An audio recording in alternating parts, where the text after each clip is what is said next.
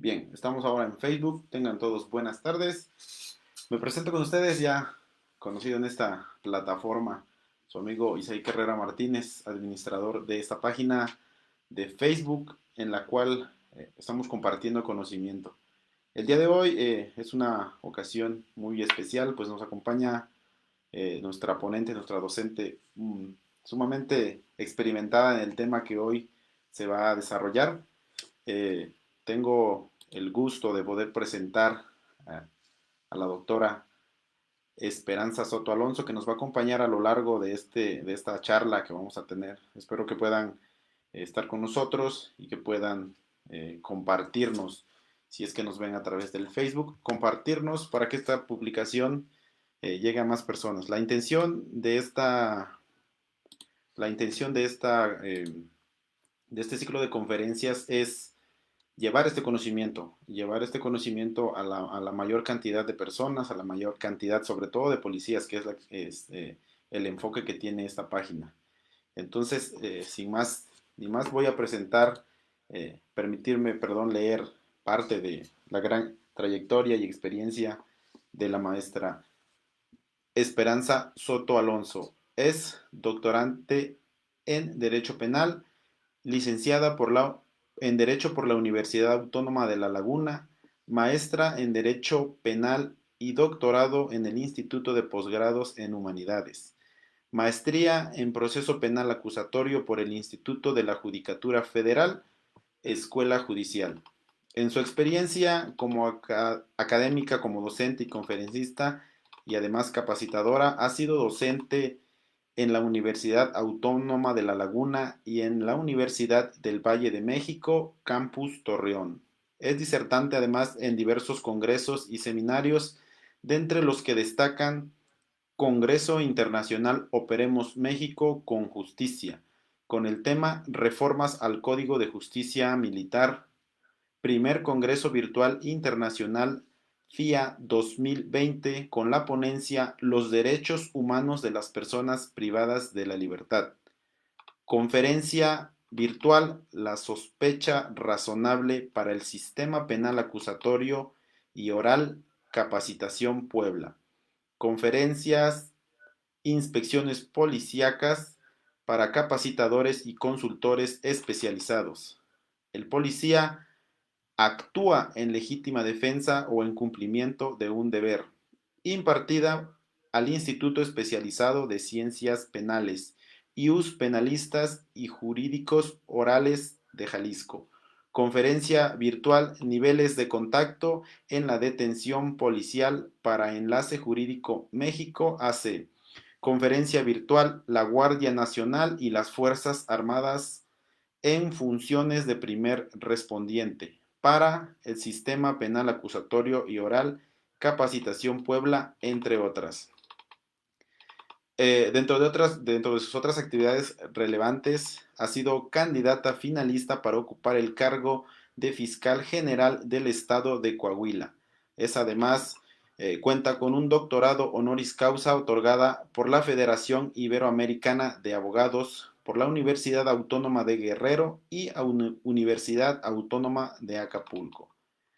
También ha sido galardonada con la presea Dama de la Justicia, otorgada por la Federación Iberoamericana de Abogados, la Universidad Autónoma de Guerrero y la Universidad Autónoma de Acapulco, la Universidad Autónoma de La Laguna y el Príncipe Bantú de Camerún por su trayectoria académica.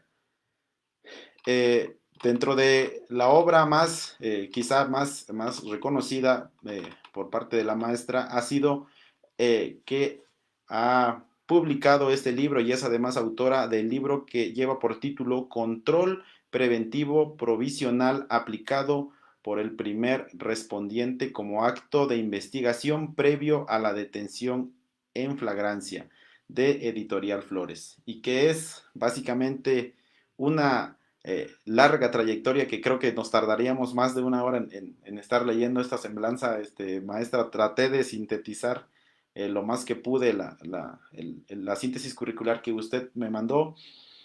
Es para mí muy importante este tema y quisiera ya entrar en materia, pues muchas veces como policías, le hablo como policías, tenemos ciertas dudas sobre qué es el control preventivo provisional. Incluso en muchas ocasiones se ha llegado a confundir el tema de el control provisional preventivo, creo yo, espero no estar equivocado, con aquello que en la anterioridad se le conocía o se le conoce como retenes policiales.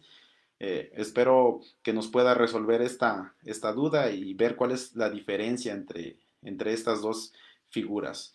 Lo digo y lo menciono porque en algunos áreas de comunicación social de diferentes corporaciones lo manejan de esta forma, como el control preventivo provisional a los retenes policiales. Entonces, quisiera pues que entráramos en materia, perdón. ¿Qué es el control provisional preventivo? Adelante, maestra. El micrófono es suyo.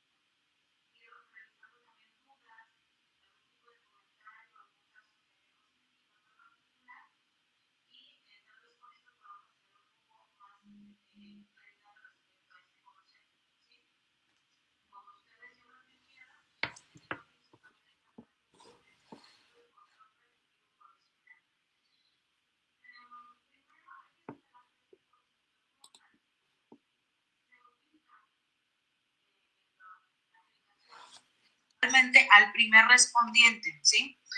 Ese primer respondiente es propiamente, como lo pueden ver ahorita ustedes aquí en pantalla, y tal cual, como se puede referir en la diversa normativa que hoy en día debemos de observar en materia penal y en materia de seguridad pública, es toda aquella autoridad con funciones de seguridad pública que llega primero al lugar de la intervención, ¿sí? Y aquí tenemos que abrir un paréntesis para poder analizar qué es esa autoridad con funciones de seguridad pública y no caer en ningún tipo de confusión respecto a otras autoridades que también fungen como servidores públicos en materia de seguridad pública, pero que no lo son. El primer respondiente como concepto debemos de recordar que nace a través de un protocolo de actuación que se emite por allá del año 2015 y en el cual se suponía que se debería de haber homologado la actuación de todos los policías, ¿sí? En aquel entonces estaba en funciones la Policía Federal, igualmente estaba en funciones y está, ¿verdad? Actualmente la Policía Estatal de cada entidad federativa la policía municipal o policía preventivo de proximidad y todas las organizaciones policíacas de cualquier tipo de denominación, según la entidad federativa que las crea, ¿sí? Entonces, en ese entendido, este primer respondiente iba a ser esa autoridad con funciones de seguridad pública. Pero al mismo tiempo había una discordancia dentro de ese concepto, porque, como les comento, nace con este protocolo nacional primer respondiente. Y como anexo a ese protocolo estaba el informe policial homologado, que hoy en día también ya podemos decir que dominamos en cuanto a su contenido. Y en este informe policial homologado, que es un instrumento del que se tiene que basar la actividad del policía para poder realizar su labor en este tipo de actos de detención, de aseguramiento, teníamos que en la primera página, en la carátula del informe policial homologado, aparecía un recuadro donde señalaba la autoridad que estaba llevando a cabo la detención o el aseguramiento. Sí, entonces ahí encontramos Policía Federal, Policía Municipal, Policía Estatal, Sedena, Marina, y aquí es donde entramos ahora sí que en el conflicto de saber si únicamente el primer respondiente iba a ser un policía o no. Todo eso tuvo una serie de movimientos, tuvo su evolución. Lamentablemente, pues no es conforme a lo esperado respecto al apego que deberíamos de haber tenido el Código Nacional de Procedimientos Penales, ni tampoco a la Constitución Política de los Estados Unidos Mexicanos en su momento, ¿sí? Porque hoy en día sabemos que a través de la reforma constitucional en materia de seguridad pública existe una nueva figura que también es autoridad en función de seguridad pública, que es precisamente la Guardia Nacional. Entonces, aquí ya el Código Nacional de Procedimientos Penales nos va a quedar a deber un concepto en cuanto a sujeto del proceso penal hoy en día, ¿sí? Porque si nosotros nos remitimos al artículo 105 del Código Nacional de Procedimientos Penales, únicamente nos vamos a dar cuenta de que señala como sujeto al policía, ¿sí? No hace mención de que también el ejército en funciones o en auxilio a la seguridad pública, también la Guardia Nacional, también, no, o sea, nada más dice policía. Y sitúa ese concepto, obviamente en observancia a lo que establecía la Constitución Política de los Estados Unidos Mexicanos antes de la reforma que integra a la Guardia Nacional como autoridad de funciones de seguridad pública. Pero bueno, es importante hacer todo este señalamiento y revisar todo este antecedente para dar inicio a quienes van a ser esas autoridades legitimadas para poder llevar a cabo un control preventivo provisional. Si nosotros somos muy legalistas, nos vamos a dar cuenta de que el control preventivo provisional, que vamos a ir detallando un poquito más a lo largo de esta charla, pues nada más la debería de practicar el policía, ¿sí? Porque el policía, actuando bajo la supervisión o mando del Ministerio Público, es quien realiza la labor investigativa del delito. Pero, pues también sabemos que la misma jurisprudencia o tesis aisladas nos han dado pie a que el ejército también actúe en auxilio a funciones de seguridad pública. Incluso ha habido una serie de acuerdos que hoy en día pues ya están superados por parte del titular del Ejecutivo Federal, en donde estaban pues dando estas responsabilidades al ejército, ahora sí que de manera pues totalmente imperativa, pero pues sin ningún sustento legal. Entonces vamos ahora sí que dejarlo un poquito como que en suspenso esta reflexión para a lo largo de esta charla podamos ir aterrizando más respecto a este tema, ¿sí? Pero por lo pronto vamos a tener que ese concepto de primer respondiente pues va a ser esa autoridad en funciones de seguridad pública que llega al lugar de la intervención, es decir, a lo que antes conocemos como el lugar de los hechos, ¿sí? El lugar donde está sucediendo el delito, el lugar donde hubo una denuncia, ya sea informal o formal, y que se está constituyendo la policía para enterarse de qué es lo que está sucediendo, obviamente, un hecho que la ley señala como delito.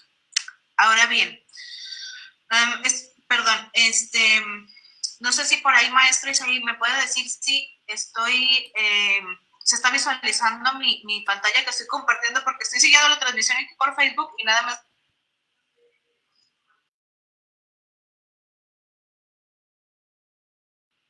Ahora sí ya. Sí, ahí ya está. Ahí ya está transmitiendo su pantalla.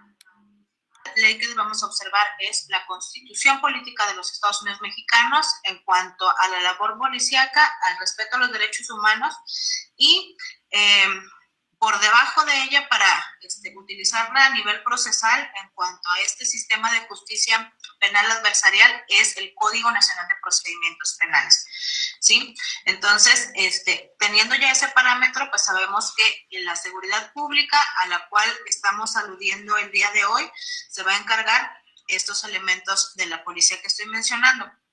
Pero ahora bien, dentro de estas labores que realiza el policía, vamos a tener que, de manera muy sencilla, explicar la que más nos interesa, que es control preventivo provisional, ¿sí? Y sobre todo me llama la atención poder resolver la duda que planteó el maestro Isaí al inicio de la clase, ¿sí? Y es que no se vaya a llegar a confundir con otro tipo de concepto o de acto de investigación o incluso con conceptos que ya debemos de ir superando, tal vez no eliminando, ¿verdad? O sea, pero sí superando en cuanto a la manera en cómo lo conocemos o como lo nombramos, en este caso, lo de retenes policíacos o retenes militares, ¿sí?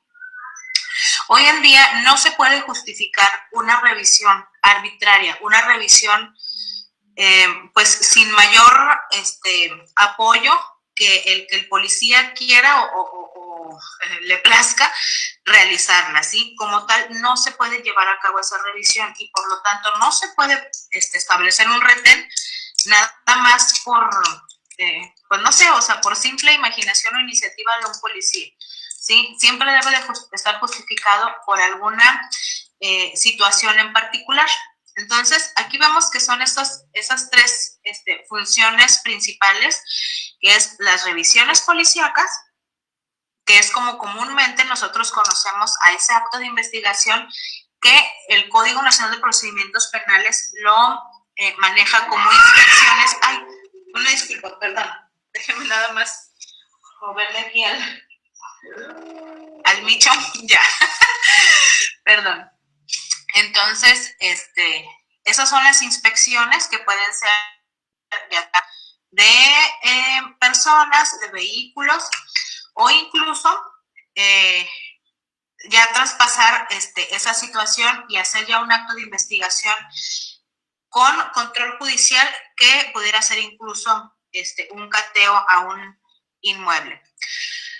Esas revisiones policíacas no se deben de confundir con las revisiones que también son policíacas, pero que son revisiones corporales.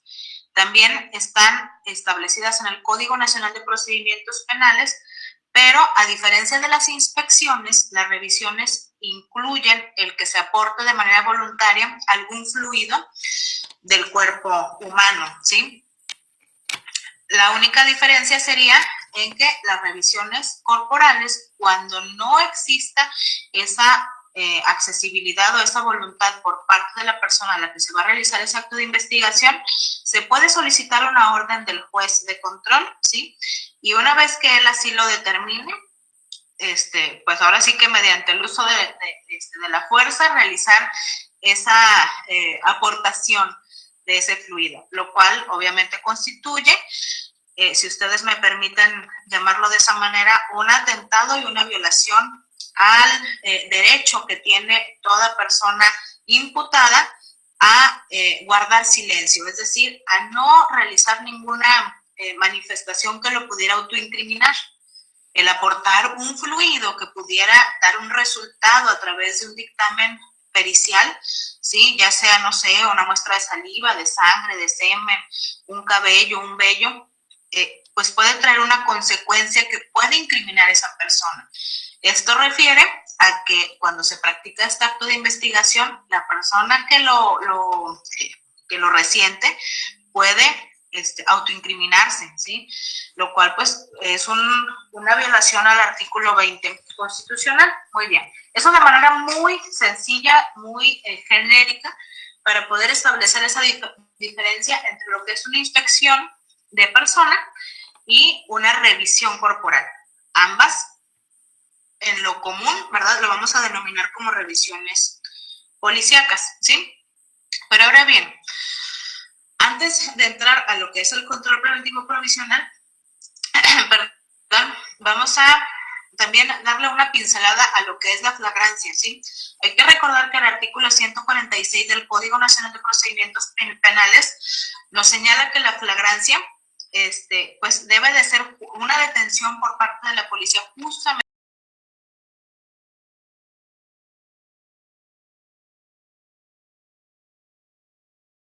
de manera inmersa, puede estar contenido ese control preventivo provisional, incluso, y para no adelantarnos en el contenido de este material que están ustedes visualizando, incluso en revisiones policiales, en lo que se señala como inspecciones de personas, puede estar también contenido de manera inmersa ese control preventivo provisional.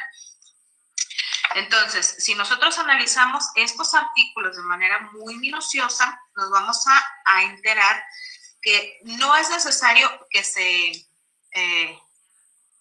que se apoye el control preventivo provisional únicamente en una tesis que emite la primera sala de la Suprema Corte de Justicia de la Nación, que claro, es el sustento de este concepto, puesto que anterior a que se declarara o a que se emitiera en el Semanario Judicial de la Federación esta tesis, pues no teníamos como tal ese concepto de control preventivo provisional, pero lo vamos a ir arropando con estos artículos del Código Nacional de Procedimientos Penales y sobre todo teniendo como base y fundamento el artículo 21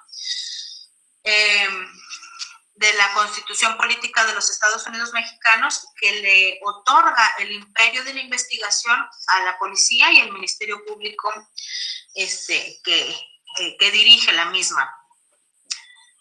Aquí voy a abrir otro pequeño paréntesis para poderme referir a este imperio de investigación que recae sobre estas dos instituciones, es decir, sobre la policía y sobre el Ministerio Público. En el sistema mixto inquisitivo, únicamente teníamos esa mentalidad de que lo que el policía investigara iba a ser bajo la dirección del Ministerio Público. Si no, digamos que no tenía validez y no tenía legalidad.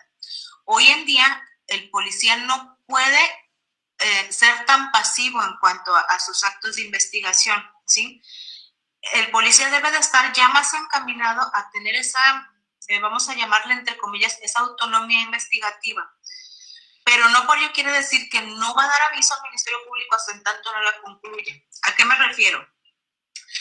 Si nos remitimos al artículo 132 del Código Nacional de Procedimientos Penales, en su fracción 7, que señala que es obligación del policía el realizar actos de investigación o realizar investigación, propiamente así lo señala, ¿verdad? Realizar investigación, obviamente, encaminada a practicar inspecciones, ¿sí? No hace señalamiento a que únicamente con el Ministerio Público se lo ordene, más bien dice reportar sus resultados al Ministerio Público. Entonces, vamos a tomar esa palabra, practicar inspecciones y otros actos de investigación y reportar sus resultados al Ministerio Público. Las inspecciones propiamente están contenidas en el artículo 268 de ese mismo Código Nacional, y en el cual, según lo que establece el 251, la inspección de personas no requiere una orden de juez, ¿sí? Entonces, si no es necesaria la orden de un juez de control, podemos aplicar el 268 a lo que se refiere a inspección de personas y posteriormente, y sobre todo inmediatamente, dar aviso de estos actos de investigación al Ministerio Público. Bueno, cerramos este pequeño paréntesis para otra vez continuar con lo que es la flagrancia de una manera muy general, para dar más prioridad a lo que es este concepto de control preventivo provisional. Bueno, recordemos que el artículo 146 nos da dos fracciones, ¿sí? La primera es cuando la persona es detenida justo en el momento en que está cometiendo el delito, pero la que nos va a interesar es la fracción número 2. En la fracción número 2, a su vez, trae dos incisos, ¿sí? El A señala es cuando la persona es sorprendida cometiendo el delito y es perseguida material e ininterrumpidamente, ¿sí? Aquí como tal el policía tal vez no advirtió justo el momento en el que se llevó a cabo el delito, pero bueno, más bien sí lo cometió, más bien sí lo vio justamente en el momento, pero no la pudo detener en ese momento, sino que tuvo que realizar una persecución para poder darle alcance y para poder materializar la detención. En este primer inciso, el A. Pero fíjense, vamos a analizar el inciso B. Este es el que a mí me resulta maravilloso porque le da el apoyo a la tesis que lleva como rubro control preventivo provisional y del que nace todo este material, pero aquí la fracción segunda del 146, en su inciso B, también le da mucha correspondencia a este material de control preventivo provisional. Fíjense, dice, cuando la persona sea señalada por la víctima u ofendido, algún testigo presencial de los hechos o quien hubiera intervenido con ella en la comisión del delito, y cuando tenga en su poder instrumentos, objetos, productos del delito o se cuente con información o indicios que hagan presumir fundadamente que intervino en el mismo. Esta fracción y este inciso B es, como les digo, pues totalmente maravilloso respecto al tema que estamos analizando, que es control preventivo provisional, porque si ustedes se fijan en la intención que lleva esta fracción, es que pues propiamente no se señala que esos indicios o esa información lo traiga a la vista a la persona a la que posiblemente se le vaya a detener en flagrancia, ¿sí? No señala eso el artículo, ¿sí? Y por lo tanto, si cuenta con esos productos, indicios o con esa información respecto a su persona, ¿sí? ¿Qué es lo que debe de hacer el policía para poder detener en flagrancia? Obviamente, practicar ese acto de investigación. Y ese acto de investigación va a ser el control preventivo provisional, ¿sí? O provisional preventivo. Muy bien. Ahora, aquí lo que nos interesa saber es que, como tal, el control preventivo provisional es un acto de investigación que no está plasmado en el Código Nacional de Procedimientos Penales. O sea, en el código no vamos a encontrar como tal el concepto de manera literal. En la Constitución tampoco. Sin embargo, ustedes se han dado cuenta que a partir de que entró en vigor este sistema de justicia penal adversarial, la mayoría de las intervenciones donde sucede alguna detención en flagrancia, donde previamente tuvo que existir un acto de investigación, es decir, una inspección, se utiliza este concepto de control preventivo provisional. Y lo importante es que no se utilice este concepto de manera indiscriminada y que para todo sea control preventivo provisional, porque no en todos los casos lo es. O incluso, se puede incluso sustentar con el acto de investigación denominado inspección de personas y no pasa nada, ¿sí? O sea, es tan válido decir control preventivo provisional como en su caso que se practicó una inspección de personas. Entonces, esto es lo que nosotros tenemos que entender y valorar en el informe policial que van a rendir los elementos de la policía, y es lo que nosotros vamos a escudriñar y posteriormente hacer valer si es que está correctamente aplicado o no. Bueno, para adelantarme un poco respecto a lo que es la duda o el tema respecto al retén policiaco, sí conviene señalar que el retén tampoco está previsto como un acto de investigación. Es decir, para que se constituya un acto de molestia, como lo es el que las personas que al ir circulando en su vehículo sean detenidas para ser revisadas, no existe ese acto de investigación en el Código Nacional de Procedimientos Penales y mucho menos en la Constitución. Sin embargo, claro que es permitido que el policía realice una inspección al vehículo y que para tal inspección no es necesario que cuente con una orden del juez de control, porque luego también ya ven que hoy en día hay hasta incluso casi tutoriales para ver cómo pueden brincarse un retén o cómo pueden saltarse una inspección a su vehículo cuando van pasando por algún puesto de control. Incluso así debería de ser mejor conocido este retén, o sea, para que nada más no nos demos esa idea de que es pues no sé, pues sí, un retén, un concepto totalmente inconstitucional o violatorio de derechos humanos, o que ya lo visualicemos como un acto de molestia. Mejor irlo situando como un puesto de control policíaco, como un puesto de control militar que se establece bajo ciertos parámetros debidamente delimitados y que incluso, o sea, hay puestos de control militar o policial que son, se podría decir, permanentes, pero que tienen una justificación de estar permaneciendo en ese lugar. Es decir, si por ejemplo en una frontera de estado a estado se encuentra ya establecido un puesto de control policíaco, porque se justifica ya que hay pues no sé, un alto índice o una, pues no sé, una estadística bastante elevada respecto a que hay, no sé, paso de narcóticos, de vehículos robados, de personas secuestradas, ¿sí? Entonces ya se tiene esa justificación de que en caso de que se requiera realizar un acto de investigación denominado inspección de vehículos o incluso inspección de personas, ya se cuente con los elementos necesarios en el lugar donde forzosamente deben de transitar las personas que van a pasar de un límite territorial a otro, ¿sí? Por ejemplo, en las fronteras del país, ¿sí? Donde actualmente ahorita me encuentro, en Tamaulipas, si hay un elevado índice de transporte de indocumentados, obviamente son ciertos los lugares por donde forzosamente deben de pasar, ¿sí?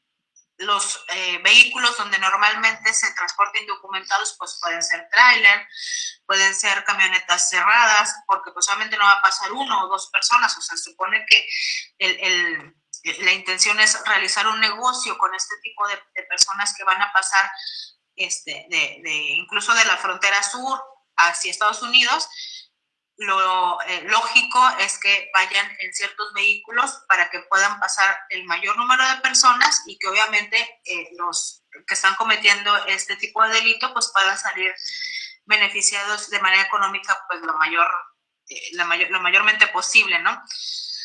Y por lo tanto se establece un puesto de control militar o policíaco en determinada frontera o en determinado paso, porque forzosamente por esa carretera deben de pasar, ¿sí? O sea, no hay otro lugar por el que puedan llevar a cabo ese tránsito del vehículo y por lo tanto se estima que cuando sucede ese tránsito del vehículo, ya se está al pendiente de que cuando se realiza la revisión, pues ya están ahí los policías o los militares para que puedan llevar a cabo la intervención siguiente, es decir, el aseguramiento, la puesta a disposición, el llenar el informe policial homologado, etcétera, etcétera, etcétera.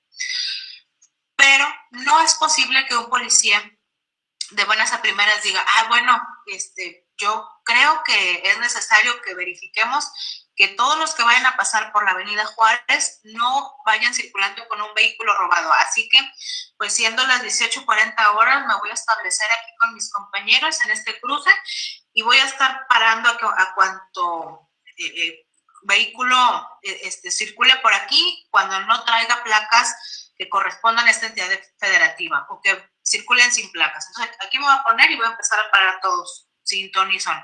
Sí, eso como tal es lo que no está permitido. ¿Y cómo se va a verificar? Pues muy fácil. ¿Sí? Si a mí me llega el asunto en el que estamos verificando que está un retén, como nosotros comúnmente lo conocemos, o este puesto de control, y que de ahí se deriva la inspección, por supuesto que yo voy a tener esa facultad de investigar o de solicitar la información al elemento o a su superior de por qué está puesto ese retén ahí, ¿sí? ¿Por qué fue la orden? ¿Cuál fue la indicación para que se mantuviera y permaneciera un retén ahí? Y por lo tanto, que al momento de que esté pasando, la justificación, es decir, se puso un retén en tal lugar porque hay un reporte de una persona secuestrada, el cual andaba en un vehículo con determinadas características de color, marca, número de placas, etcétera, etcétera. Pero si su cliente anda en un vehículo totalmente opuesto y aún así lo revisan, no va a tener esa congruencia entre la naturaleza del puesto de control con lo que encontraron o supuestamente encontraron en el vehículo de mi cliente, ¿sí? Entonces, debe de tener una razón, un límite de tiempo, es decir, se puede establecer un retén hasta en tanto no se tenga noticia o paradero de la persona secuestrada que estamos mencionando en el ejemplo, pero más allá de eso, es decir, si la persona secuestrada ya apareció, ya tienen noticias sobre esa persona y no es por ahí por donde va a pasar, a retirar el puesto, ¿sí? Porque eso sí influye o sí implica en un acto de molestia de los que se señalan en el artículo 16 de la Constitución. Muy bien, ahora, bueno, ya dijimos todo lo que está alrededor de control preventivo provisional, pero ¿cómo lo podemos delimitar o enmarcar para que nosotros podamos tener con claridad qué es ese control preventivo provisional? Bueno, entonces déjenme nuevamente, me remito a nuestra presentación para que lo puedan visualizar. A ver, aquí está. Este control preventivo provisional, compañeros, como les comentaba hace un inicio, lo podemos estudiar en dos momentos para que pueda ser más sencillo el poderlo identificar o comprender. ¿Sí? Bueno, antes de eso me voy a saltar un poquito aquí las diapositivas para poner esta. ¿Sí estamos visualizándolo? Me parece que sí. El concepto que nos está otorgando la Suprema Corte de Justicia de la Nación, concretamente la primera sala, cuando se resuelve el amparo directo 1596-2014, es que control preventivo provisional son actuaciones de investigación y prevención del delito, el cual es legítimo desde el punto de vista constitucional cuando se realiza en cumplimiento a lo previsto en el artículo 21 de la Constitución. Y aquí viene lo indispensable para poder aplicarlo, siempre que se efectúe atendiendo al estándar de excepcionalidad y la concurrencia de una sospecha razonable, acreditable, caso por caso. Quiero que por favor de aquí nos llevemos el concepto de estándar de excepcionalidad y sospecha razonable. Y justamente lo vamos a aplicar a los ejemplos que estamos ahorita manejando en esta clase. Claro, respecto al retén. Y todo ello para lo siguiente. Como les indicaba hace unos instantes, no basta con que el policía establezca su puesto de revisión, ahora sí que nada más de mera ocurrencia, ¿sí? Porque a pesar de que tenga la orden justificada por sus superiores de que establezca ese puesto, obviamente eso debe de obedecer a una situación en especial, ¿sí? Y esa situación específica es lo que va a dirigir la investigación que va a realizar el policía. Es decir, si ese retén o ese puesto de control, como ahorita lo mencionamos, está destinado a poder detectar el vehículo que está transportando a una persona secuestrada y obviamente detener a los secuestradores, ¿sí? Todo eso va a obedecer a ciertas características. Y cuando se efectúe el acto de investigación, así como lo señala el concepto que tenemos ahorita en pantalla, cuando se efectúe o se materialice ese acto de investigación, se debe de atender a esto precisamente, al estándar de excepcionalidad y la concurrencia de una sospecha razonable. Primero vamos a ir por el concepto más sencillo, que es el estándar de excepcionalidad. El propio nombre lo indica, ¿sí? Debe de ser totalmente excepcional esa revisión o esa investigación. Por lo tanto, se determina que no es a todos, ¿sí? Es decir, si la indicación fue establecer ese puesto para ese fin, no quiere decir que todos los vehículos que van a pasar por ahí van a ser revisados, ¿sí?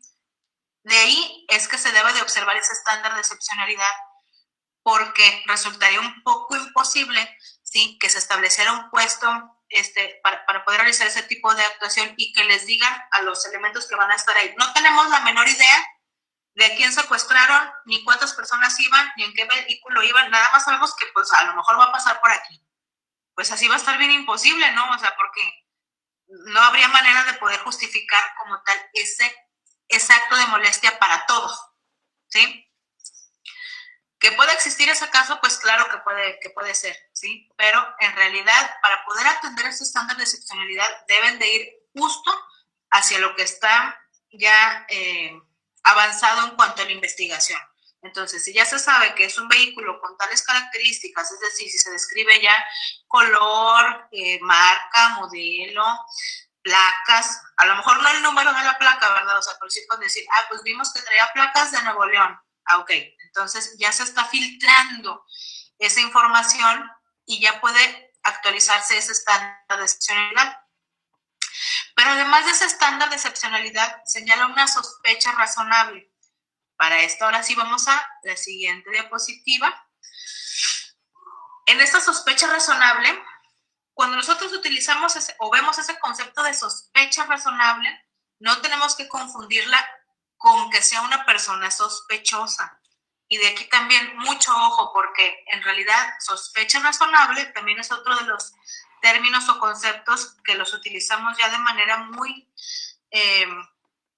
cotidiana, e incluso pues no tenemos los debidos parámetros para poder utilizar esa palabra de sospecha razonable. Entonces también aquí hay que hacer hincapié en que sospecha razonable no es lo mismo que persona sospechosa, ¿sí? Y fíjense, para que se pueda actualizar ese control preventivo provisional, así como lo establece la sala en ese concepto que ustedes pudieron observar en pantalla, dice que deben de concurrir ambas cosas, es decir, el estándar de excepcionalidad y la sospecha razonable. No dice una u otra, ¿sí? Deben de ser ambas. Entonces, ya establecido el primer punto, vamos a tener que determinar si esa persona tiene una conducta de la cual se pueda presumir que se deriva esta sospecha razonable. La conducta de la persona es la que determina esta sospecha razonable, no la persona en sí. ¿A qué me refiero? O sea, que la persona puede tener las características que ustedes gusten y quieran, ¿no? Puede andar rapado, con arete, con tatuajes, con cadenas, vestido de abogado, vestido de cholo, vestido de cura, vestido vaquero, o como ustedes gusten y quieran. Puede hablar norteño, puede hablar con acento sinaloense, puede hablar como ustedes lo quieran manejar en el ejemplo, pero eso no se puede y no se debe, más bien dicho, eso no se debe de plasmar en el informe policial y sobre todo no debe de ser motivo de que el policía sostenga que esa es la causa por la cual le causa esa sospecha razonable. Si ustedes lo están llevando a cabo de esa manera o si ustedes lo están analizando sin su informe policial homologado, ahí ya tenemos el punto más fundamental en cuanto a una posible ilegalidad en esa detención, porque la sospecha razonable no va dirigida o no va a ser examinada por la persona, es decir, por el aspecto que lleva. Más bien, debe de estar enfocada a revisar la conducta que va a desplegar esa persona. Y de ahí es que se va a poder determinar si se va a aplicar el control preventivo provisional o no. Bueno, entonces vamos centrando un poquito más y todo bajo este mismo ejemplo que me pareció totalmente apropiado para poder explicar el control preventivo provisional. Yo aquí en pantalla les estoy poniendo esta pequeña grafiquita para sobre todo dar la debida legalidad y el fundamento constitucional respecto a estos actos de investigación. Ciertamente, nosotros, como les digo, hemos visto en redes sociales un sinnúmero de personas que se mofan, ¿verdad?, de que pueden brincarse, que pueden sacarle la vuelta a ese tipo de revisiones, porque inmediatamente dicen, pero es que es un acto de molestia, yo conozco la Constitución y yo sé que el artículo 16 dice tal cosa y por lo tanto enséñame la orden del juez donde dice que me puedes bajar del carro para revisarme y un sinfín de sandeces que no están justificadas, no del todo al menos, ¿sí? Si esa persona es merecedora a una revisión, bastaría con que ustedes acreditaran que pues es la persona buscada, es la persona a la cual, o el vehículo al cual están ustedes tratando de identificar o de localizar. Y por supuesto que pueden hacer total uso de las facultades constitucionales pues que protegen a la actuación policial para poder cumplir con su deber. Entonces, pues teniendo esto como fundamento, vamos a ver que este control preventivo provisional se debe de estudiar y analizar y sobre todo aplicar bajo dos momentos. El primer momento, debe de tener como fundamento el artículo 21 constitucional, en el cual pues, se refiere acerca de la investigación y prevención del delito que recae justamente en la policía, ¿sí? Entonces, pero es que yo conozco mis derechos y que esto y que lo otro, y que enséñame la orden y que el 16 constitucional. Bueno, si de constitución vamos, el artículo 21 señala que el policía puede realizar labores de investigación y prevención del delito, por lo tanto, una de estas labores investigativas es realizar estos actos de investigación, obviamente tendientes a que no se consume algún delito o que en su caso, si ya se está realizando por la simple conducta, pues que se pueda llevar a cabo la investigación correspondiente y por supuesto, posterior a ello, la sanción que señale la ley. Pero en un segundo momento, porque fíjense, cuando estamos en este primer momento, que es el de investigación, pues probablemente, y si nos remitimos a lo que ahorita vimos en cuanto a la flagrancia, muy seguramente no hemos tenido contacto con el delito propiamente, ¿sí? ¿A qué nos referimos con esto? A que antes de que se lleve a cabo el control preventivo provisional, o sea, antes de que el policía tenga el contacto a través de sus sentidos con lo que está ocurriendo, con el hecho presumible de delito, ¿sí? No se puede establecer que exista o no, ¿sí? No sé si me explico. Entonces, por lo tanto, no puede existir una detención en flagrancia hasta ese momento, porque apenas está abordando a la persona que va circulando en su vehículo para poderle decir, estamos haciendo esta revisión por tal motivo, por favor, me permite, no sé, realizar una inspección, bueno, previamente, haberse identificado, haberle pedido algún tipo de identificación que lo corrobore. Ahí es donde vamos a tener el primer contacto con esa conducta que va a referir esa sospecha razonable, ¿sí? El simple nerviosismo, como anteriormente lo veíamos en el parte informativo del sistema inquisitivo mixto, no es suficiente para que un policía pueda llevar a cabo una detención. Es decir, acuérdense que anteriormente veíamos que la persona la vimos circular o caminar incluso en actitud sospechosa y al acercarnos lo vimos en aparente nerviosismo, por lo que solicitamos llevar a cabo una revisión, encontrándole entre sus ropas tal y tal objetos y artículos y material ilícito. Así de buenas a primeras llegaba el parte informativo a una averiguación previa. Hoy en día no puede ser así. Es decir, si la persona está nerviosa, pues puede estar nerviosa por un sinfín de situaciones.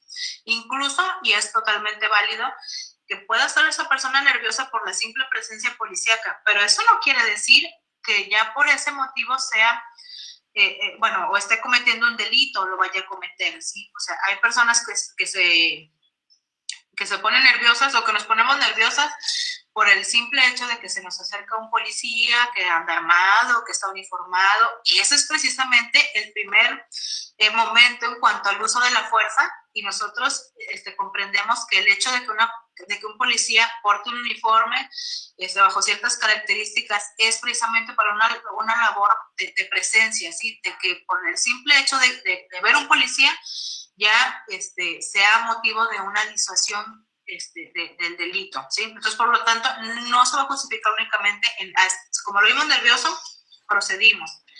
Entonces, bueno, todo esto va a ser una manera de que el policía vaya realizando la primera revisión o el primer ejercicio de razonamiento probatorio. Hay que recordar que la sospecha razonable es un estándar probatorio y que ese estándar probatorio no debemos esperar a que llegue ante un juez de control para que determine si el policía actuó o no actuó bien, ¿sí? El policía es el primero obligado a realizar ese ejercicio de razonamiento probatorio, es decir, determinar si la conducta que él está observando, sumado con los demás momentos, de las demás circunstancias, de los demás indicios que está percibiendo a través de sus sentidos, es decir, no solamente la vista le va a ayudar, le puede ayudar el olfato, incluso el gusto, el tacto, todo eso le va a tener que ayudar para poder determinar en cuanto a esa actividad de razonamiento probatorio y verificar cuando se encuentre en proximidad, en la entrevista, en el acercamiento con esa persona que está a punto de realizarle un control preventivo provisional, todo lo referente a su actividad, a su conducta, ¿sí? Entonces, ya con esto se puede pasar al segundo momento en cuanto a la aplicación del control preventivo provisional. Y una vez que ya se determina el control preventivo que se va a aplicar, porque aquí sí hay que señalar que ese acto de investigación puede realizarse bajo dos niveles, ¿sí? Este control preventivo puede realizarse bajo un grado menor y bajo un grado superior. Muy de la mano con esta tesis de control preventivo provisional se encuentran los niveles de contacto, que muy seguramente en otra ocasión lo vamos a ver con mayor profundidad, pero en esta ocasión únicamente nos vamos a remitir a lo que son los grados de aplicación del control preventivo provisional. Entonces, como les digo, va a haber dos grados de aplicación. El primer grado va a ser el grado menor, que es la simple entrevista, que si nosotros lo comparamos con la tesis que habla acerca de niveles de contacto, lo vamos a poder ubicar en el nivel de contacto número 1, que es la simple inmediación. Entonces, aquí se va a realizar ese acercamiento, esa comprobación de la identidad de una persona, ¿sí? Se le puede preguntar acerca de su ruta, del motivo por el cual está circulando por ese lugar, o no solamente que está circulando, ¿verdad? El motivo por el cual se encuentra caminando por ese fraccionamiento, por el motivo por el cual está en un parque a las 4 de la mañana con un radio y con una mochila. Le puede preguntar por qué motivo se encuentra observando al interior de un jardín de niños, etcétera, ¿sí? Todos esos primeros acercamientos pueden constituir ese control preventivo en grado menor, ¿sí? Entonces, depende de la conducta que despliega este sujeto, es que se puede avanzar hacia un grado superior. Fíjense, entonces depende de la manera en que reacciona la conducta que tiene, si se va a avanzar a un grado superior o no. Jamás podemos decir, es que nos acercamos y percibimos que traía un tatuaje de la Santa Muerte. Bueno, o sea, eso no es motivo por el cual una persona puede ser detenida. En cambio, si por ejemplo la persona que están buscando trae justamente un tatuaje de la Santa Muerte en medio de la frente y esa persona también, bueno, será una situación muy diferente a que por el simple hecho de que porte un tatuaje de lo que sea, sea motivo de una detención, ¿sí? Si la persona que está siendo entrevistada muestra algún tipo de conducta agresiva, de alguna conducta violenta, de evasión, y en esta conducta violenta o de evasión pues pueden haber muchas variantes que incluso pues comprometan la vida o la integridad de los mismos policías o de terceras personas. Por supuesto que se puede utilizar un control preventivo en grado superior. Esto de manera comparativa lo podemos revisar a través de los niveles de contacto, que sería el nivel de contacto número 2 y el nivel de contacto número 3, es decir, desde el momento en que se realiza o que se supera la simple inmediación, ya se puede incluso llegar a la materialización de la detención en flagrancia. Pero me van a decir, ¿cómo es posible que se proceda a una detención en flagrancia si cuando yo me acerqué a la persona, pues no observé, así a simple vista, que estuviera cometiendo un delito? Es decir, cuando me acerqué, no vi que estaba portando un arma de fuego. Por lo tanto, no es flagrancia. No, pues es que sí se va a detener en flagrancia porque para eso pasamos por estos momentos, ¿sí? Pasamos por el primer momento, que fue el acto de investigación, fundamentado en el 21, y concluimos en ese segundo momento, que es a través de esa investigación que se realizó, se obtuvo que esa persona portaba entre sus ropas un arma de fuego, lo que constituye un delito y que por lo tanto justifica una detención. Y esa detención, ¿cómo va a estar realizada? En flagrancia, porque en ese justo momento en el que el policía palpó, a través de ese control preventivo provisional, palpó la cintura de ese sujeto, descubrió que traía la pistola, ¿sí? Entonces, ahí se va a justificar y, por supuesto, a materializar la detención en flagrancia. Bueno, muy bien. Esto, de una manera muy general, es lo que es el control preventivo provisional. Incluso, si es prudente, y si así lo estima el maestro Isaí, poder realizar algún tipo de, pues no sé, ampliar un poquito más la información, porque de estos temas, ustedes saben que se relacionan algunos otros, todos ellos derivados de pues de este concepto que fue creando la primera sala respecto a la libertad personal, es decir, niveles de contacto, incluso uso de la fuerza, todo lo relacionado con los factores que derivan a la sospecha razonable, pero pues también yo comprendo que esta clase está pues bajo cierto límite de tiempo, por eso pues también no quiero abusar de ustedes y sobre todo pues de la gentileza aquí de su compañía. No sé si hay alguna duda, algún comentario que quisieran que platicáramos. Claro que sí, maestra. Bueno, en el Facebook hay bueno, una pregunta sobre todo en específico, ¿no?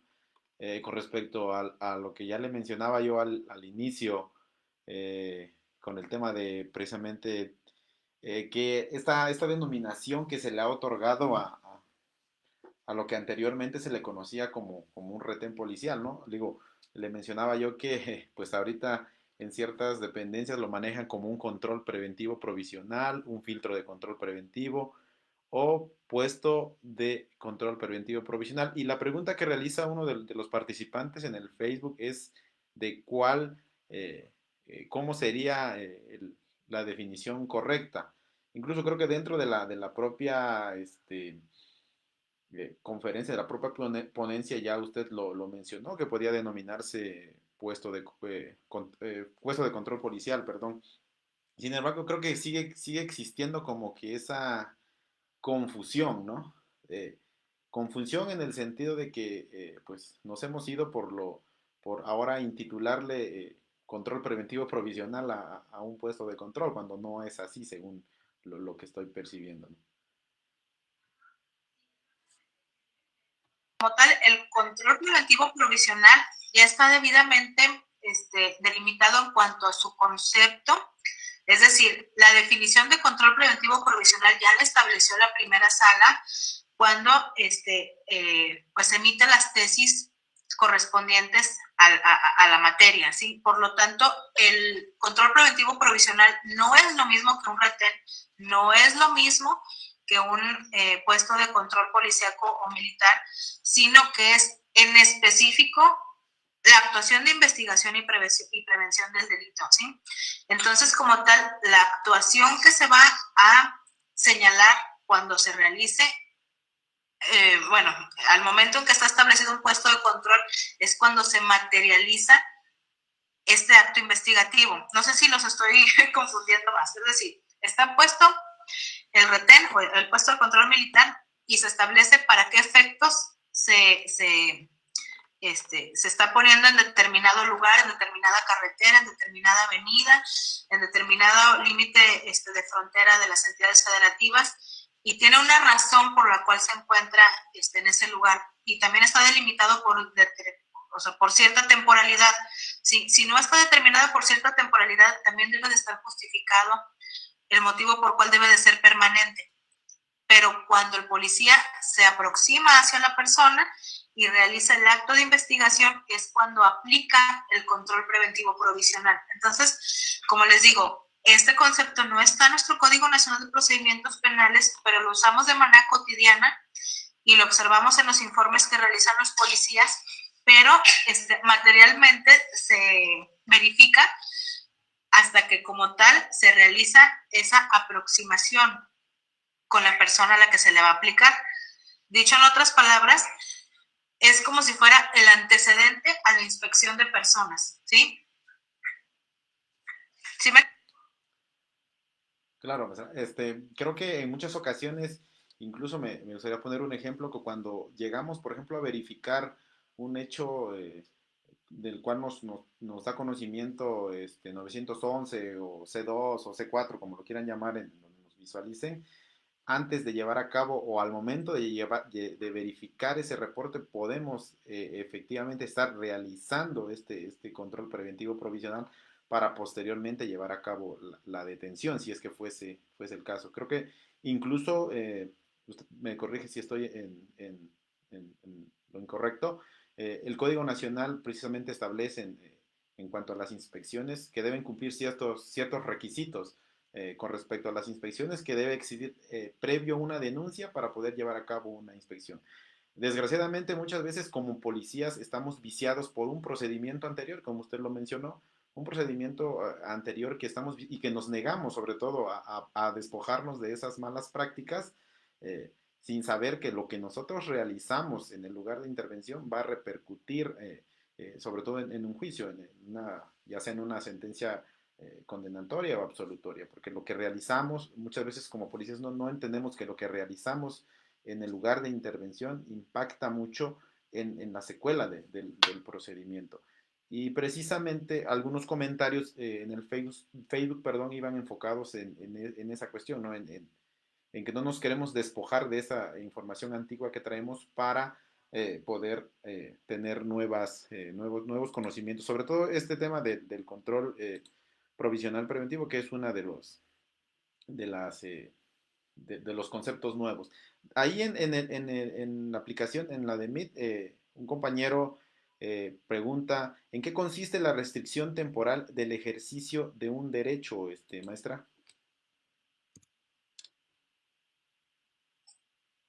Hay que recordar, bueno, la restricción temporal del ejercicio del derecho, obviamente, es... Ahí estoy oyendo eco. Ya está. Perdón. En la restricción temporal del ejercicio del derecho, compañeros, es el nivel de contacto número 2, ¿sí? Pero vamos a recordar que los derechos humanos, que obviamente tenemos todas las personas por el simple hecho de ser humanos, no son derechos absolutos. Es decir, el derecho de la libre circulación dentro de nuestro país no es un derecho absoluto, ¿sí? Por lo tanto, cuando se restringe de manera temporal, no quiere decir que el policía lo está eliminando, ¿sí? Y cuando nosotros utilizamos este nivel de contacto número 2, es decir, la restricción temporal de la ejercicio de un derecho, quiere decir que de manera provisional vamos a, pues sí, o sea, restringir, a reprimir, a pausar el derecho que se le está, entre comillas, quitando, pero posteriormente se le va a restablecer si no es necesario que se materialice el nivel de contacto número 3, que es la detención propiamente dicha. Acuérdense, o vamos a recapitular así rápidamente, que los niveles de contacto son 3. El primero es la simple inmediación, el segundo es la restricción temporal de la ejercicio de un derecho, y el tercero es la detención ya materializada. Entonces, cuando nosotros cuando ustedes como policías llevan a cabo el primer nivel de contacto, es decir, la simple inmediación, es a través de esa entrevista. Ahí puede que ya se esté invadiendo la esfera jurídica del gobernado, puesto que para que haya una entrevista lo tenemos que pausar en su camino, ¿sí? Va a tener que dejar de circular para atender a la entrevista del policía. Y en esa entrevista, por supuesto que va a haber una leve, por decirlo así, una leve invasión a una privacidad o a una intimidad de la persona a la cual se le somete a la entrevista. Porque pues ustedes van a preguntar, ¿para qué rumbo se dirige? ¿Sí? ¿O cuál es su nombre? ¿Trae alguna identificación? ¿Sí? ¿Dónde trabaja? O cualquier otro tipo de interrogatorio que les permita percibir no solamente el que se identifique una persona que ya esté como posible localizada o como posible buscada, sino también para determinar qué tipo de actitud está presentando una persona cuando contesta, para poder acercarse a su vehículo y poder saber si no despide algún tipo de olor.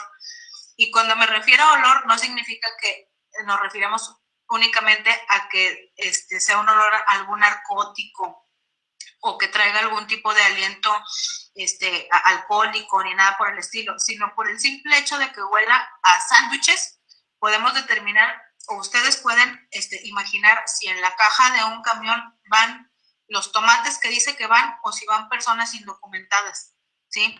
Entonces, esa es la naturaleza de que sea esto bajo niveles secuenciales. Cuando se que someter a una investigación mayor y que por lo tanto ustedes están facultados para decir, bueno, ok, es usted fulano de tal, va circulando de tal lado a tal lado, dice que trae aquí un camión lleno de tomates, pero ustedes están percibiendo con su olfato que huele a sándwiches o a lonches de carne adobada y que por lo tanto pues no puede haber ahí adentro del camión de tomates lonches de carne adobada. Por lo tanto, van a solicitarle una investigación mayor. Por lo tanto, se restringe temporalmente el ejercicio de un derecho o de varios derechos.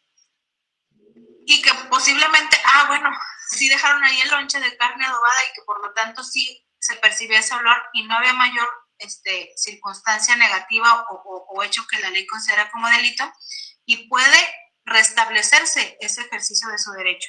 Por eso es una restricción a manera temporal. No se va a eliminar, no se va a suprimir para siempre ese derecho, porque los derechos humanos no son absolutos. Muy pocos derechos humanos nosotros los podemos catalogar como absolutos, como cuál puede ser, como el derecho a no ser torturado, como el derecho a no ser discriminado. Esos derechos no hay justificación para que puedan restringirse, ni siquiera de manera temporal. Pero el hecho de que una persona vaya circulando en su vehículo o caminando con sus propios pies, claro que puede ser restringido de manera temporal. Bueno, y ya, siguiendo ese camino de los niveles de contacto, puede culminar con ese tercer nivel, que es la detención material, obviamente si está justificado y que pasó por ese caminito de los dos primeros niveles. Tampoco es forzoso que en todos los supuestos se tenga que pasar por esos tres niveles, ¿verdad? Porque obviamente en un caso de flagrancia, si un policía ve que una persona le está disparando a otra y justo en ese momento lo está percibiendo con sus ojos, no va a llegar, oiga, buenas tardes, ¿cuál es el motivo por el que le disparó? No, o sea, no hay motivo por el cual tenga que pasar por otros niveles de contacto, porque puede proceder a la detención en flagrancia directo, ¿sí? Bueno, no sé si con eso haya contestado la pregunta del compañero. Creo que sí. Bueno, ya incluso ya puso otra pregunta este compañero muy participativo. Eh, Menciona ahí, la suposición razonable es lo mismo que la sospecha razonable. ¿Cuál sería la diferencia si es que existiera? Perdón. La suposición razonable es lo mismo que la sospecha razonable. ¿Cuál sería la diferencia? Es lo que pregunta el compañero. Dar un informe policial o un aseguramiento, una detención en una suposición. Hay que recordar, como tal, la sospecha razonable, no crean que es algo que ahora sí que inventó la primera sala. La sospecha razonable deriva de tesis de la Corte norteamericana, ¿sí? Y aunque nos parezca bien complicado de creer, la Suprema Corte de Justicia de la Nación en México se basó para emitir las tesis de control preventivo provisional principalmente en dos tesis de la Corte de Estados Unidos de Norteamérica, ¿sí?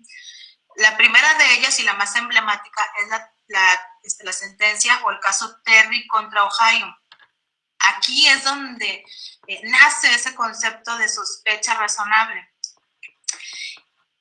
Porque como tal, en esa sentencia Terry contra Ohio no se habla de control preventivo provisional, se habla de sospecha razonable. Y justamente nace de un asunto de esta naturaleza de los que ahorita estamos comentando. Es decir, el policía no puede, bajo su simple corazonada, bajo su experiencia, a veces que le dicen, es que yo tengo el don de saber si la persona que está pasando por aquí trae algo o no trae algo en el vehículo o entre sus ropas. O sea, no se puede hacer de esa manera.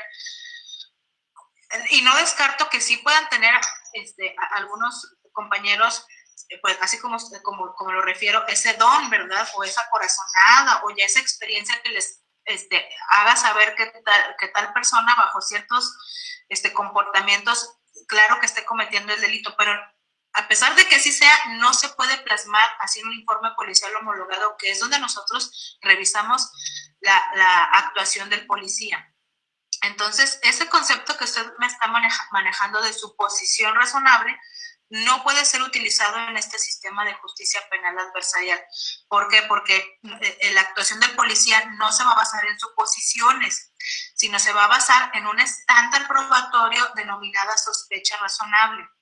E incluso, bueno, la sospecha razonable es solamente un punto o un escalón dentro de precisamente lo que es todo el estándar probatorio que va a concluir o que va a avanzar hacia una causa probable y va a culminar con una sentencia que va a ir más allá de toda duda razonable. Ese estándar lo aplica el juez que emite la sentencia.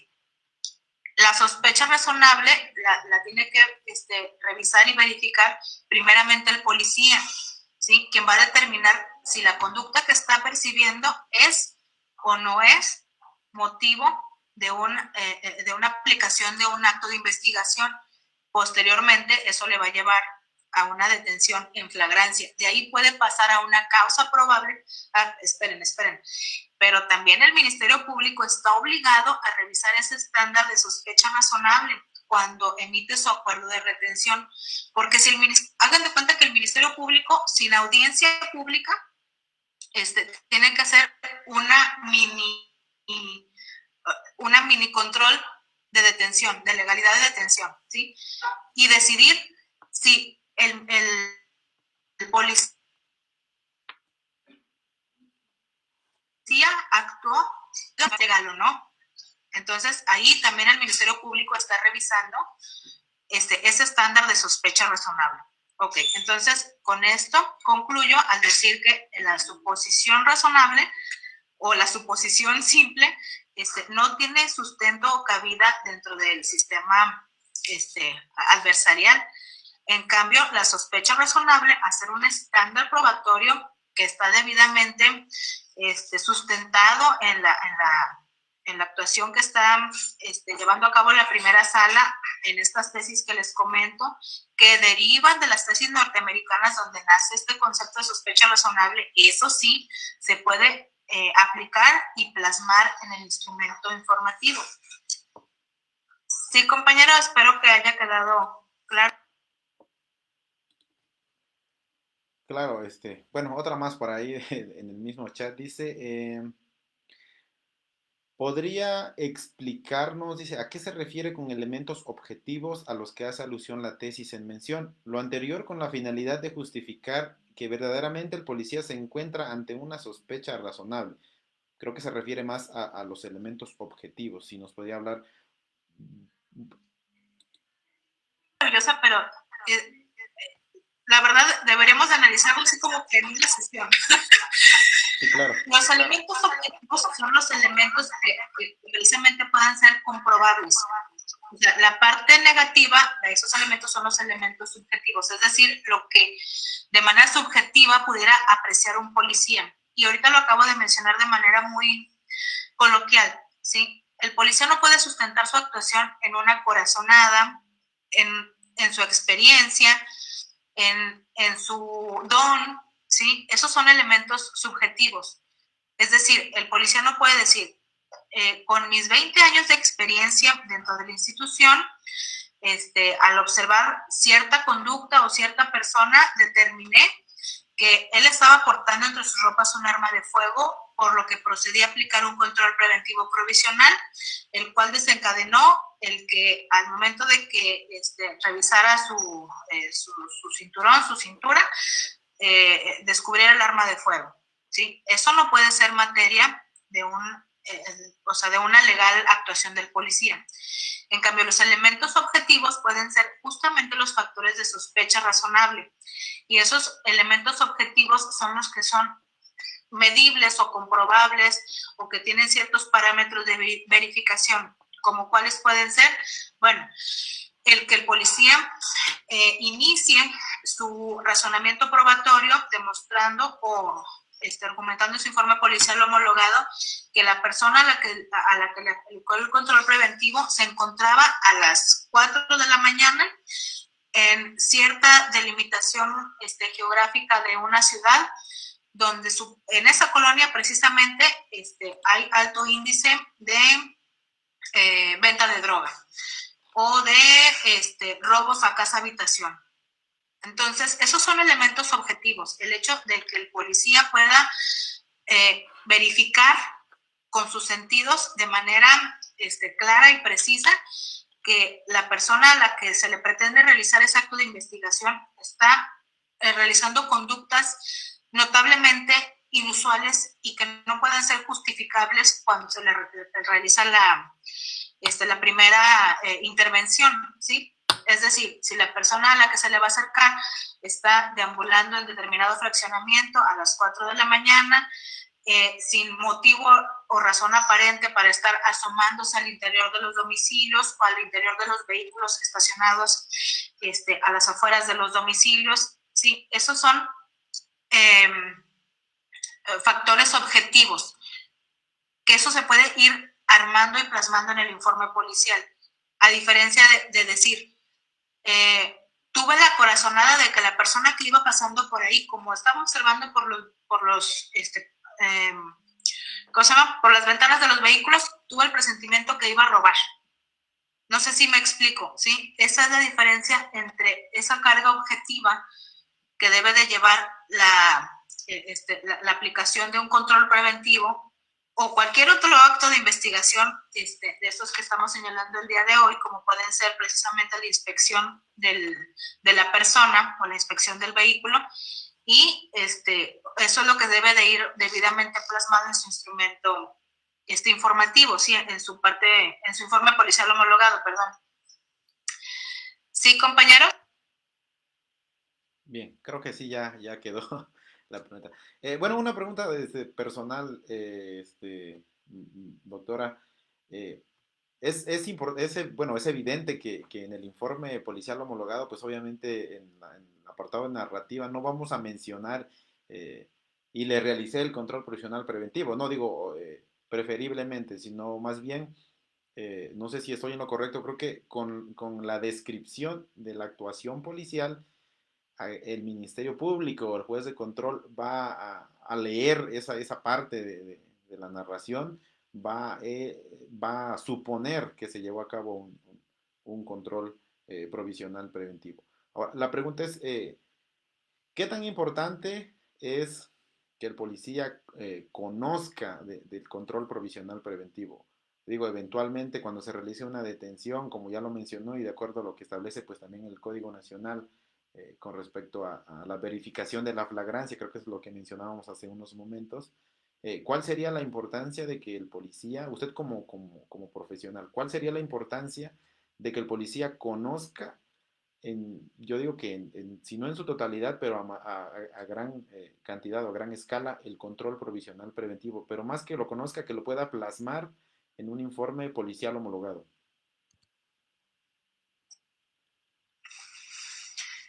Gracias, maestro. Pues es que no solamente el que sepa el concepto de control preventivo provisional es importante para el policía. Yo considero que el que conozca, ay, es que es demasiada responsabilidad, pero la verdad es que así es, maestro. O sea, el que conozca debidamente todas sus obligaciones en este sistema de justicia penal adversarial. El control preventivo provisional es una mini obligación comparado con todo el cúmulo de obligaciones que tiene el día de hoy el policía en este sistema de justicia penal adversarial. Justamente, como les comenté hace unos instantes, el artículo 132 del Código Nacional de Procedimientos Penales señala, aunque incluso tal vez de manera un poco limitada, todas las obligaciones que debe de llevar a cabo el policía en este sistema. Yo sitúo al control preventivo provisional únicamente en la fracción 7, que señala acerca de la prevención del delito a través de realizar actos de investigación. Pero además de eso, hay muchísimos otros acciones que debe de llevar a cabo el policía, desde, no sé, desde conocer el sistema de justicia para adolescentes, desde conocer la atención a las víctimas y priorizar esa atención, desde conocer también todos los protocolos relacionados con los grupos vulnerables, como pueden ser las comunidades LGBTI, un sinfín de situaciones que amplían el margen operacional del policía y de los cuales pues obviamente están muy obligados a conocerlo a la perfección. Y como tal, este control preventivo provisional únicamente es una milésima parte de todo lo que deben de llevar a cabo en su labor operacional de día a día. Claro que es importante situarnos en este concepto poderlo, como usted lo acaba de decir, no solamente plasmar en el informe policial homologado, sino poderlo incluso defender. Hay que recordar que hoy en día el parte informativo que nosotros teníamos ya muy, pues no sé, ¿verdad? Ya muy enraizado por todo el tiempo que lo aplicamos en el sistema inquisitivo mixto, ya lo debemos de desenraizar, lo debemos de eliminar por completo, sí, ya tirarlo a la basura, ya que no quede vestigio de eso, porque el parte informativo, entre comillas, era muy bondadoso en el sentido de que lo que estuviera plasmado ahí, muy difícil podía ser materia de modificación o de debate. ¿Por qué? Porque el parte informativo se suscribía en el 2011 y era materia de examen en el 2015 o en el 2016, cuando ya pasaron años de esa intervención. Entonces, cuando había motivo de debate, la defensa le preguntaba al policía, a ver, ¿cuál fue la intervención que tuvo? Ya no me acuerdo, es que ya pasaron 4 años. Entonces, yo ya no sé cómo estuvo en ese momento el asunto, o sea, yo tuve en ese año 1000 pasos a disposición, no me acuerdo del asunto, pero me remito a lo que dice el parte informativo y con eso lavada de manos y se acabó. Hoy en día no puede ser así, ¿sí? Hoy en día, si usted dice que aplicó el control preventivo provisional, ¿sí? La defensa le va a preguntar a los 15 días, ¿cómo le hizo para aplicar el control preventivo provisional? A ver, ¿qué sabe del control preventivo provisional? Explíqueme. Y es donde va a decir, pues el control preventivo provisional me dijo mi jefe que era el retén, así que pues yo lo apliqué. Así no puede ser, maestro. Sí, entonces sí es una obligación el que se conozcan estos conceptos, no solamente para plasmarlo en el informe policial, sino también para poderlo posteriormente, si así fuera el caso, defenderlo como, como testigo experto en un juicio oral o desde las primeras audiencias ante el juez de control y poder defender una actuación legal por parte de los elementos de la policía. Igualmente, pues yo también hay que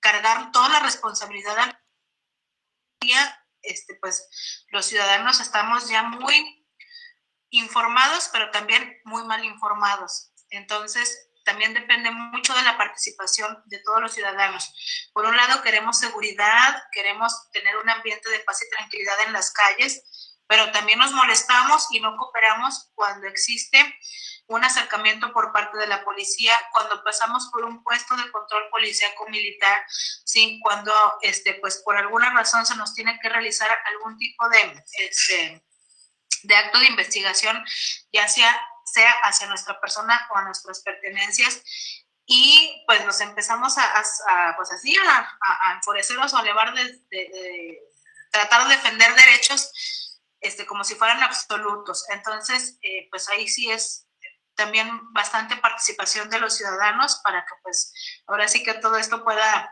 resultar de la mejor manera.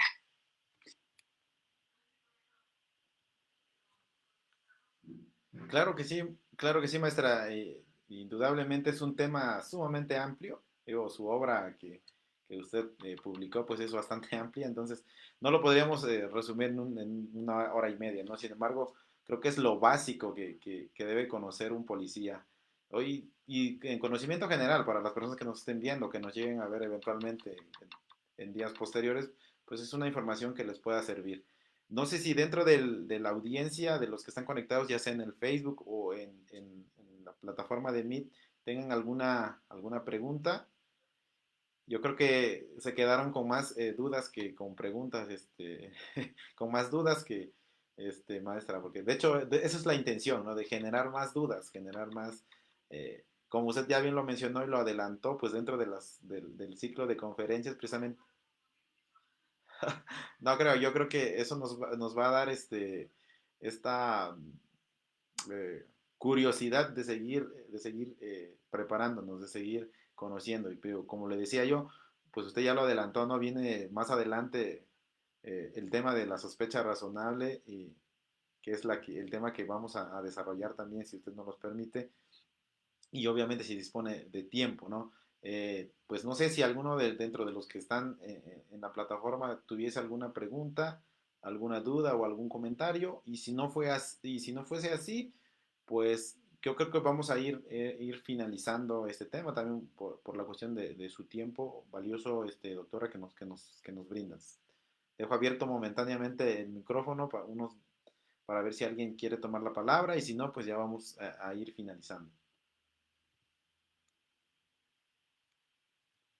Bien, yo creo que ya se han de ver dormido.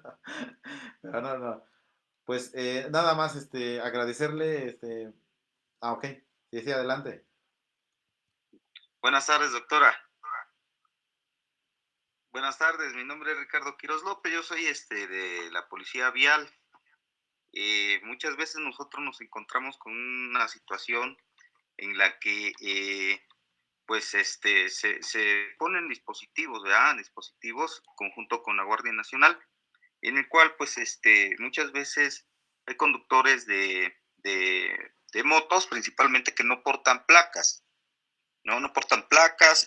Yo pienso que ese sería un tema objetivo, ¿no? Dentro de el control preventivo provisional, para el cual yo tenga fundamento de acuerdo al artículo 21 y de acuerdo al artículo 16 que usted mencionó, para incluso en el acta de infracción ponerle esos artículos, ¿no? Para que mi acta de infracción esté más fundada y motivada. Yo pienso también que sería otro tema de carácter objetivo en el que, por ejemplo, en la ciudad de Oaxaca de Juárez existen colonias donde se pierde mucho, se roban mucho las motos, incluso asaltan en moto, ¿no? Ese es su modo de operandi de estas personas. Entonces, no sé si en mi acta de infracción yo puedo fundamentar de acuerdo a la Constitución, el artículo 21, el artículo 16, así como se lo explicó. Esa sería mi pregunta. Sí, gracias, compañero. Bueno, justamente el no portar placas, aunque parezca a lo mejor poca cosa, el hecho de que una persona circule su vehículo o su moto sin portar placas, tal vez nos parezca pues una pequeñez, ¿verdad? Para poder considerarlo como un factor de sospecha razonable. Pero muy seguramente en nuestra próxima clase, si nos permite así el maestro Carrera, y si nos pudieran acompañar, vamos a analizar una serie de factores de sospecha razonable. Todos esos factores no crean que nada más, ahora sí que nos los inventamos de buenas a primeras, porque situaciones tan sencillas como la que acabo de mencionar, el no portar placas, engomados, dar una vuelta no en un lugar prohibido, el pasarse un semáforo en rojo, en el exceso de velocidad, o sea, todos esos son factores que pueden ser determinantes de esa sospecha razonable. Y todos esos factores ya fueron analizados en diversos amparos directos, los cuales también les voy a compartir.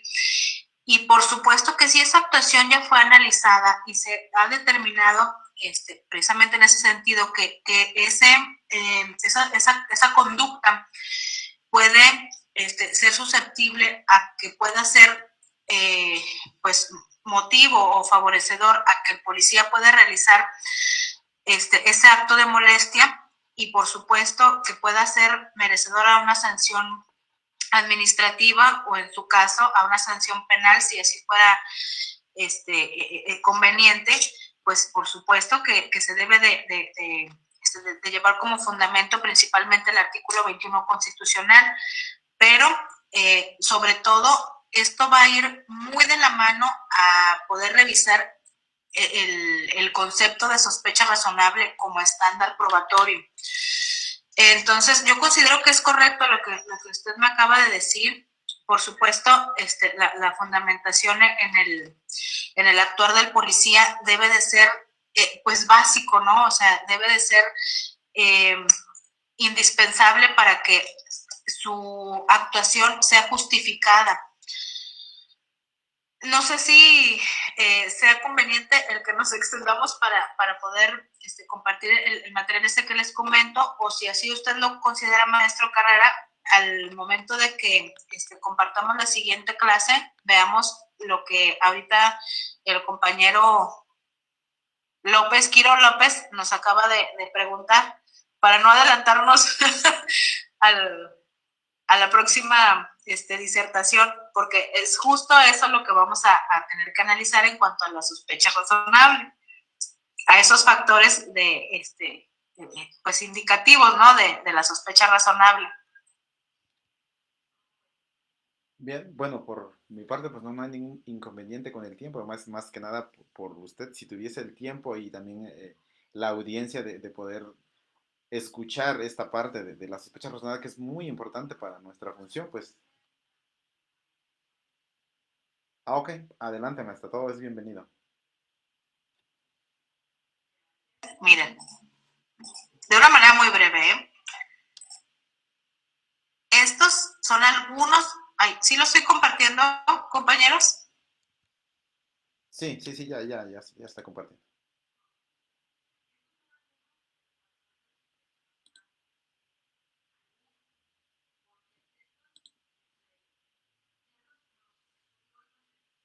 El maestro Óscar Uribe Benítez en un libro que está fabuloso, que justamente se llama así, Incorporación de la sospecha razonable al sistema de justicia penal acusatorio mexicano.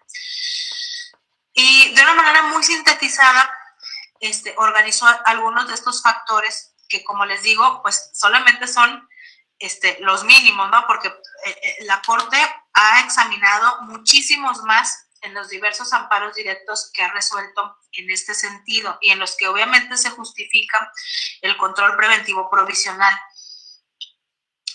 Si ustedes buscan así simplemente en su buscador de internet las sentencias resueltas, ya sea por corte o por colegiado, donde se utiliza este concepto de control preventivo provisional, van a verificar que todas son coincidentes y se encaminan a, primeramente, analizar los factores de sospecha razonable. Hay que recordar también que los factores, bueno, que la sospecha razonable junto con el estándar de excepcionalidad son pues los elementos que van a componer a una debida aplicación del control preventivo provisional. Entonces, ahorita aquí el compañero López nos decía que la falta de placa de la moto es un factor en el cual pues él puede realizar su trabajo fundado en el artículo 21 constitucional, pero además de ese factor pudiéramos agregar estos que están aquí en pantalla, ¿sí? Vamos a mencionar nada más algunos también para no abusar de su tiempo. Fíjense, por ejemplo, la hora del día. La hora del día puede estar, bueno, más bien puede ser revisada bajo el índice o la estadística delictiva de cada entidad o de cada ciudad, ¿sí? No suponer que, no sé, en Aguascalientes, ¿no? En Aguascalientes, no sé, entre las 11 de la mañana y las 2 de la tarde, haya un alto índice de delito de robo a casa habitación. Esto es debido a que justamente en esas horas la mayoría de las personas se encuentran ya sea en su trabajo, en su escuela, o los adultos en el trabajo y los niños en la escuela, y por lo tanto pues las casas están solas en esos momentos y hay un alto índice de robos de esa naturaleza. Pero por su parte, durante las noches en determinada colonia o en determinado paso, en determinado paraje, hay un alto índice de delitos de carácter sexual. Esto es porque pues es a lo mejor el paso que deben de llevar tanto hombres o mujeres que salen de cierto ciudad industrial para poder tomar el autobús que los va a llevar a su casa. Entonces, en ese trayecto que deben de pasar a pie, son víctimas de delitos del orden sexual. Entonces, ¿cómo ese factor que se llama hora del día, dependiendo de la aplicación, o más bien de la estadística del lugar, puede ser un factor de sospecha razonable, ¿sí? Pero acuérdense, como tal, lo analizamos en el, ¿cómo se llama? En el transcurso de la clase. La sospecha razonable recae directamente en la conducta de la persona, no en la persona. Por lo tanto, si el policía ve que hay un sujeto, un ciudadano, entre 11 y 2 de la tarde, pasando por enfrente de las casas, no quiere decir, factor de sospecha razonable, hora del día, de 11 a 2 de la tarde, van a robar casas. Lo voy a tener, ¿sí? El factor, la sospecha razonable se examina en la conducta de la persona, ¿sí? Por lo tanto, lo que debe de realizar en el ejercicio de razonamiento probatorio en sospecha razonable es observar qué conducta está desplegando esa persona que de manera inusual anda pasando de casa a casa, observando hacia adentro, para saber si no es un cobrador del Electra, para saber si no es la persona que está dejando los recibos del agua, o en su caso, descartar esas actividades y saber que es una persona que está tratando de verificar qué casa se encuentra desocupada para forzar la puerta y entrar a robar. ¿Sí? ¿Me explico? Entonces, así es como opera el aplicar o el verificar lo que es la sospecha razonable. ¿Sí? Esto igualmente tiene mucho que ver con ese razonamiento probatorio que les comento. Cuando el juez dicta una sentencia, no nada más dice, ya tengo esta prueba, ya tengo un testigo que está incriminando a esta persona, por lo tanto, sentencia condenatoria, tantos años. No. Todo esto, acuérdense que al tratarse de un ejercicio de razonamiento probatorio, no se puede analizar de manera individual, ¿sí? No puede nada más el policía determinar por un solo indicio, por una sola conducta que la persona está cometiendo o por cometer un delito, sino que se tiene que armonizar con algún otro factor, con alguna otra conducta, con alguna otra circunstancia. Lo que ustedes ven en pantalla es hora del día, conjugar o armonizar con la tercera, que es crímenes en el área. Justamente lo que acabo de mencionarles, o sea, si en cierta colonia, en cierto lugar, ya se conoce de antemano que hay alto índice de robo a casa habitación, y justamente a la hora del día en que se está verificando o que se está observando a la persona que está revisando las calles de manera inusual, las casas de manera inusual, sí, ya es un factor que se acumula al primero. Y si verificamos también el que sigue, que es el cuarto, donde dice lugar, una persona rondando sola en el área del estacionamiento de un centro comercial, ¿sí? Eso también puede ser armonizado con los anteriores factores de sospecha razonable. Por lo tanto, aquí lo que nosotros tenemos que analizar cuando se trate de verificar si estamos en presencia de sospecha razonable o no es primeramente la conducta de la persona y en segundo término el que no únicamente sea un factor aislado o individual o único, ¿sí? Sino que esté en armonía con otro más de los factores. Por eso, esto también va muy de la mano con lo que ahorita preguntó el maestro Carrera, ¿sí? De que si el policía debe conocer todo lo correspondiente al concepto de control preventivo provisional, porque si nosotros no sabemos qué es sospecha razonable o cuáles son los factores de sospecha razonable, pues tampoco vamos a saber cómo aplicarlo y no va a tener caso que nosotros lo plasmemos en un informe policial homologado, ¿sí? Por eso, es un amplio camino que se tiene que llevar a cabo ya de manera operativa para que después de que se verifique todo eso, ahora sí el policía proceda a realizar el acto de investigación. Si fuera necesario, realiza la detención y, por supuesto, que lo plasme en el informe policial de una manera correcta. ¿Sí? Compañeros.